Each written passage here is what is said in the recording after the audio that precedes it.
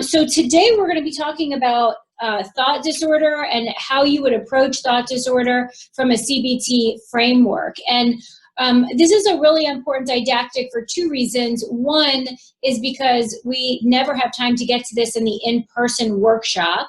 And two, it's one of the most common questions that I get about can you do CBT for individuals who are struggling with a formal thought disorder? And the answer to this question is yes, but, or yes, and. So the literature does caution us around some things, and there's a little bit of guidance that I'll share with you that we get from the literature as far as how do we assess whether this individual would be responsive to a CBT intervention, and then if we do assess that they would be good candidates, then how do we go about doing that work? So that's what we'll address today. So let's first define our terms. Formal thought disorder really refers to an impaired capacity to sustain a coherent conversation. And so we are inferring disorganized thinking on the basis of the client's verbal expression, or in some cases their written expression. We don't know the exact etiology for formal thought disorder. There's some neurological kind of neurosubstrates as far as what's implicated at that level. But we're not really exactly sure why some people will have schizophrenia with profound thought disorder while others, will not. The question then is, how does thought disorder manifest? And there's a whole litany of ways that it could manifest. So we see sometimes poverty of speech or poverty of speech content, which also is sometimes a feature of negative symptoms, but essentially that if there is speech there, that they're saying things, but not a whole lot of it is making sense. Oftentimes they're fairly concrete thinkers. They may have a lot of loose associations, tangentiality, which is where they kind of get off topic, circumstantiality, which is another form of getting off topic, but eventually returning to the original goal.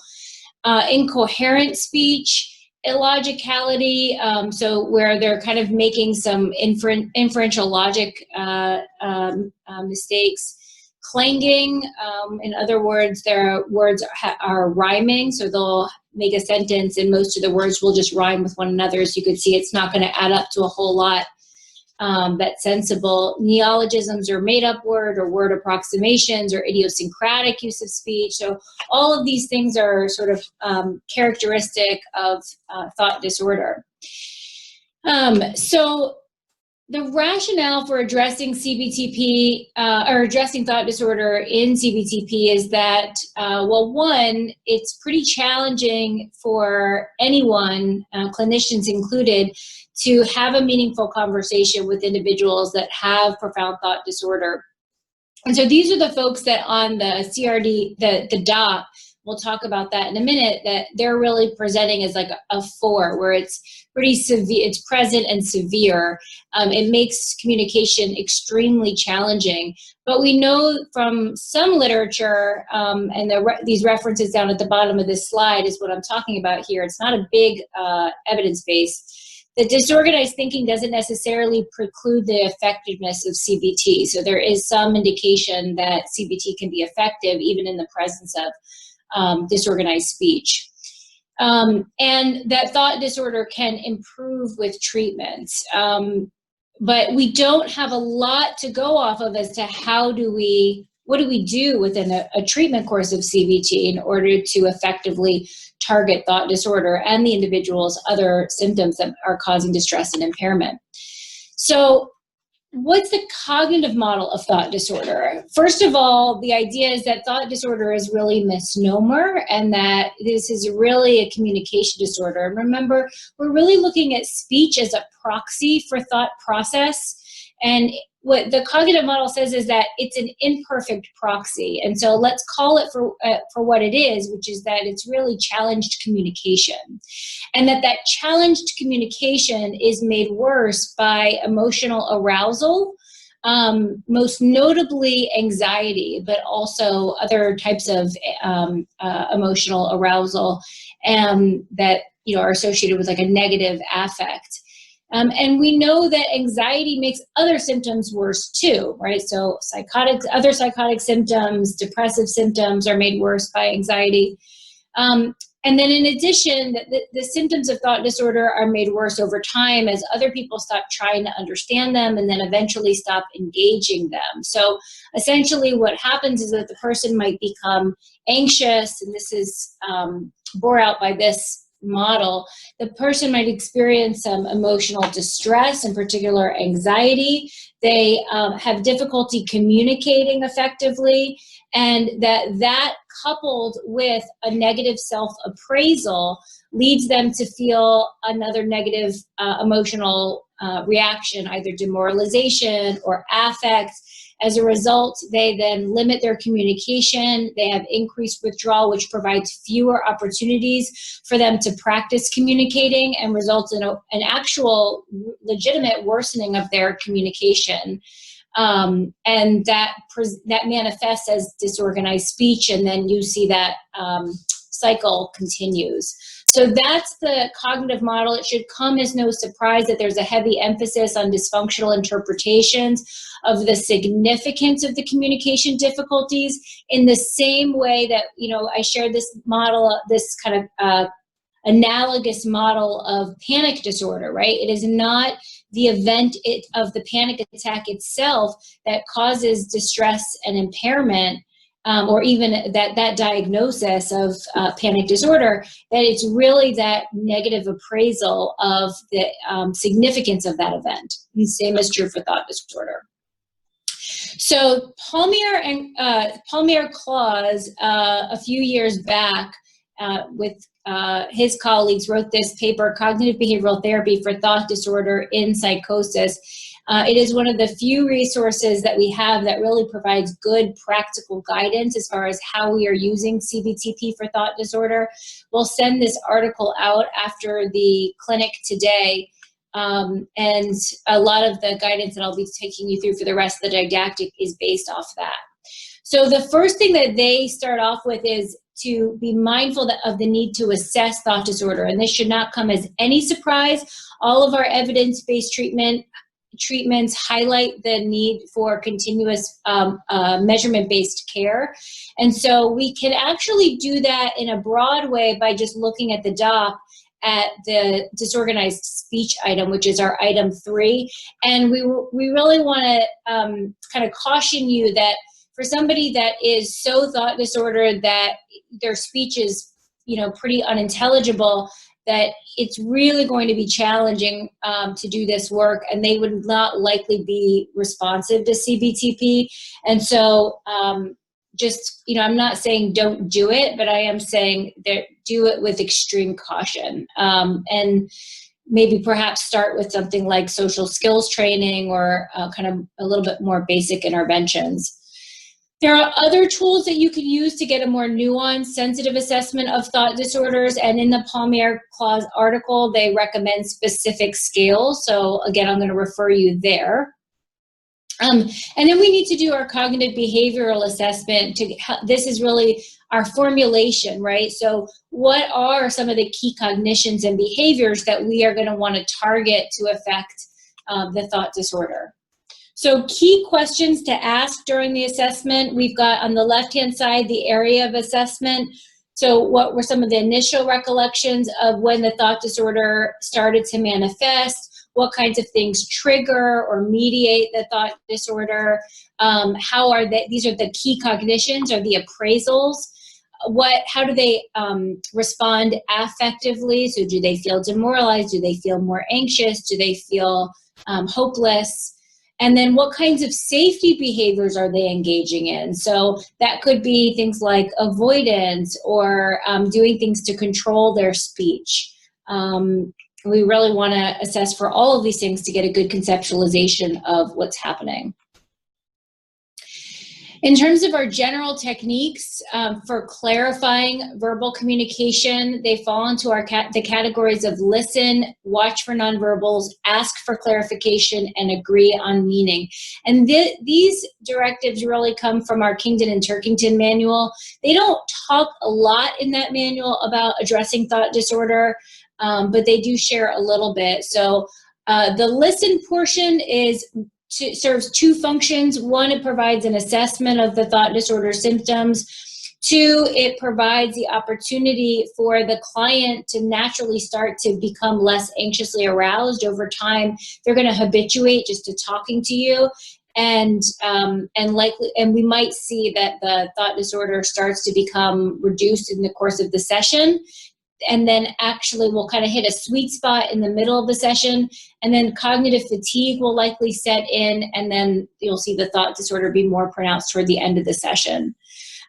Watch for nonverbal cues. So we really want to look for what are you picking up on in terms of their affect that might be discordant from what they're actually saying, and then you want to respond to the affect. So you might not actually understand what they're saying, but you can look to their nonverbals to get a sense of what they're feeling, and that's what you can respond to, validate, etc. And you also want to help detect misunderstanding. So just as you might not be understanding them, they might not be understanding you. And again, we're going to cue into those nonverbals to get a sense of when that might be happening. We have to be a little bit judicious about when we ask for clarification, particularly for somebody who's got more pronounced thought disorder. So if you can't understand what they're saying and you think that it's really important to advance the conversation or the assessment, then ask for the meaning. I didn't quite understand what you meant when you said penalty, and can you just, help me? Although that sounds like penalty, doesn't it?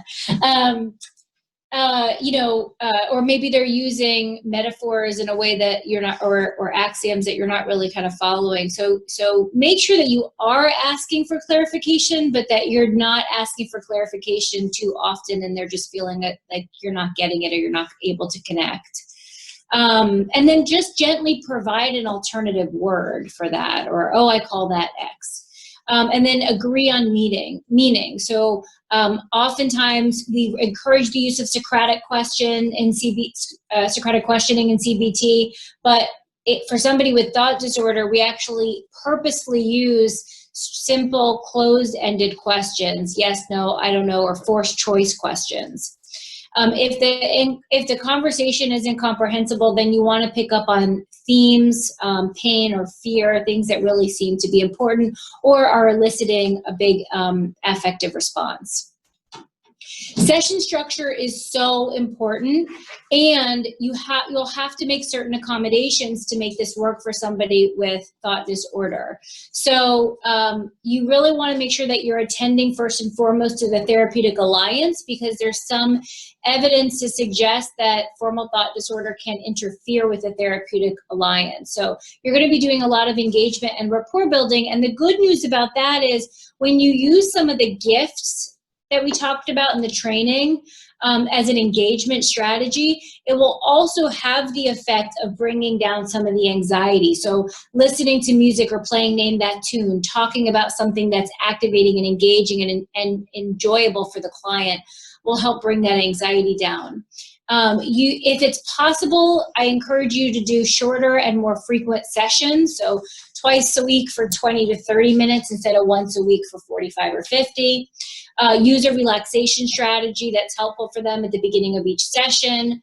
Agendas should be structured and have one or two things on there. So maybe it's home practice and then I want to review this model with you, or home practice and I want to then teach you breathing retraining and practice it with you and have you teach it back to me at the end of the session, and that's your agenda. And then bring the client back as often as you need to those agenda items. All right, the Palmier and Klaus article also talks about feedback as a change strategy. And the first thing that we want to do to provide feedback to a client that's having communication challenges is first to just get permission to share feedback, because we want to make sure that we're being perceived as helpful. So we want to introduce the fact that I'm noticing that sometimes it seems a little challenging for you to get your point across. Would it be helpful if I were to point out when I'm noticing that seems to be happening? Or I might slow you down a little bit so that we can help to get your point across in a better way. Or I might just ask, what's going on for you right now? I'm noticing, that you're starting to use more words that I'm not understanding. You might want to consider reviewing audio recordings of sessions to help the client better recognize difficulties. And then you're going to agree together upon a method of interrupting the client so that you can clarify what's being said or bring the conversation back. So when I notice that things are starting to drift or that I'm lost, I might say something like, can I slip in here, or can I bring us back to something real quick? And I'm going to be really consistent in that language. We also want to explore the fact that emotionality or stress exacerbates thought disorder. So remember, CBT is all about transparency. And so we want the client to see what we notice, and what the evidence shows is that when you're under stress or when you're anxious, that you're going to have more challenges related to getting your point across. And so we can, if the client doesn't really observe that already or buy into that, then we could say, I wonder if we could just try a quick little experiment to see if this is playing out. So what we'll do is we'll start with a neutral topic, and we'll just talk about that for a little bit. And then I'm going to talk to you about your that interview that's coming up for the new apartment. And I'm going to pretend that I'm interviewing you for the apartment. And make sure that that's something that is anxiety inducing for them, and observe what happens, and then return to that neutral topic and observe what happens to the speech. We also, of course, so I talked about the importance of appraisals, that negative appraisals of thought disorder or communication challenges, increased distress and attentional focus on thought disorder. And so we're really trying to decatastrophize, help the client to decatastrophize. So normalize, you can do that by example too. Sometimes this happens to me as well. And, challenge their assumptions. So you might be doing some cognitive restructuring about beliefs about their thought disorder. Nobody's going to understand me anyway. Why bother, for instance? And again, use those behavioral experiments. So for an example here might be that the therapist would go to another staff member with the client by their side, and they'd be having a light conversation about something, and then the therapist would stop talking in an effort to model thought blocking, and just observe the staff member's reaction. Now, you're probably going to want to alert the staff member to this behavioral experiment in advance, just so that they know something's up. And you want to make sure you're getting the prediction from the client of what do you think the staff member's reaction is going to be before you go in there, and what would that mean? And then what actually happened. You'll debrief after the behavioral experiment. And then we want to look at addressing maintaining behaviors, right? So what behaviors does the client engage in that seems to be maintaining and exacerbating their thought disorder? That's part of your formulation. For a lot of clients, it's going to be isolation, not talking to people very often. For some clients, it might be substance use. For some clients, it might be over attention, that they are just so fixated on what they say that they get even more tripped up. And so you want to consider some behavioral strategies to address those perpetuating factors. And then finally, attentional deficits. Assess, when you're noticing attentional deficits, which are often part and parcel of thought disorder, but can be secondary to other challenges as well, like they're not sleeping well, or they have, a lot of external stressors, or a recent medication change, sleep disturbance. You really want to assess what's going on before you just attribute it to the thought disorder. And then in terms of our strategies, one is to trigger the orienting reflex. So that's simply, I'm going to start tapping, I'm going to make an audible sound just to make sure that people's attention are coming back, at least in my general direction, but probably to what I'm saying. And you don't want to be obnoxious about it, but it might be something, that seems pretty natural. You especially want to be doing that during key words and phrases. You're going to want to write or diagram in the session, do something like a grounding exercise to get them back in the room. And remember that we want to do a sort of graded task assignment in terms of increasing their attention span over time. So it could just be reading something from a handout in the session for you and then summarizing it, and then reading it privately and then summarizing it to you, and then just, tasks that'll be more and more demanding of their attentional resources. So final thoughts, there's a lot of gaps, unfortunately, in our knowledge about how to effectively treat formal thought disorder.